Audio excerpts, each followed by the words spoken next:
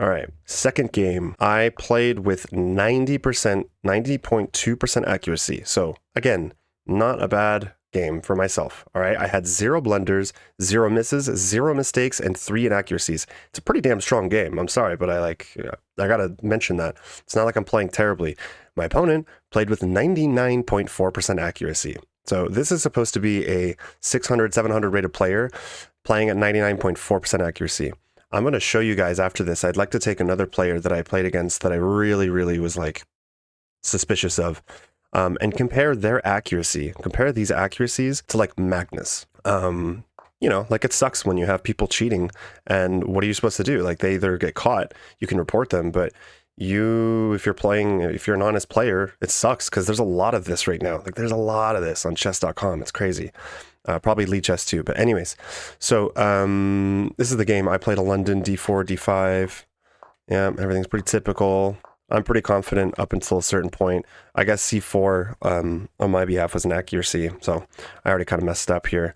Of course, my opponent is playing the best moves every single time. So let me just actually go back. My opponent had 0 blunders, 0 misses, 0 mistakes, 0 inaccuracies. They played a perfect game. Okay, this is supposed to be a 700. Okay, knight c3, d6, sorry, e6, bishop e3. I go back just to add some more protection to this because, you know, they're pinning that knight. They're obviously looking to add some pressure, and it was good, but not the best. I decided to take, while I can, take that free pawn, and then move back, unpin. Computer thinks this is more or less okay. And for the record here, black is up 1.2 points, and here it gets even worse. They're close to winning by 2, and the material's even here, right? Like material's even, but black is already winning. So they already found a way to gain an advantage. All right. Here, yeah, I could already tell that this was like, I could tell that I was not winning, that's for sure. And this was uncomfortable. All right. I hit my bishop, I go back, best move, bishop e2, just keeping an eye on this knight. I'm kind of restricting the knight. And then they start putting pressure on the c3 pawn. I play king f1, don't even remember why, but it's an inaccuracy. I decided that there really was I didn't see any better moves than to just trade the queens, because like pushing this pawn didn't really seem to do anything. So I decided to trade the queens off even if my opponent was up a pawn. The computer, looks like the computer wanted, oh, it did want c4. Okay, so c4 would have been best, but that ain't what I played.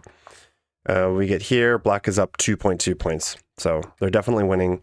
But, you know, if you are rated 600-700, be honest, guys, like how many 6 and 700s are going to be able to just flawlessly maintain this advantage, know how to finish this endgame with just a pawn up? Like how many games have I played when I was like that rating where you just blunder a whole piece? Like most of the time you just blunder something huge, like you blunder a knight fork, like a king and rook knight fork or something like that.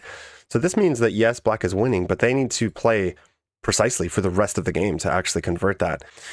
I decided to play bishop a6, rook down to c3, attacking my pawns, and here I just saw that like the best option was to just trade some pawns, because otherwise I couldn't keep holding on to that weakness. And so here, this bishop, right, is tying everything down, unless he manages to trade and take that with his knight. This should be relatively secure for the time being. The king can't even get over, and they find a way to, I traded rooks, not a good idea, but they find a way to basically bring the king over and win this pawn by force, because the king is going to get to this pawn like on c5, and then they're going to go, I don't know, they're going to be like, I don't remember where they went. Let's just see. So they already have a good enough endgame understanding to realize they need to get the king over, and then they need to move over this knight to be able to, whoops, I don't know where the knight's going, but to be able to take this pawn.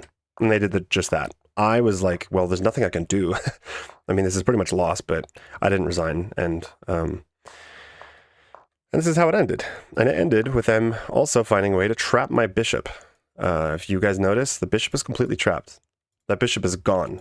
So I played like a 1700 Fair enough. That's my current rating, so it's not the best game that I've ever played. My opponent played with a 2050 rating, according to chess.com's thing. You guys are interested in watching the next video where I played a 1650 rated, supposedly, chess.com player who played better than Magnus Carlsen. Tell me your thoughts. Do you think they're cheating? Yes or no? Why or why not? I'll see you in the next video.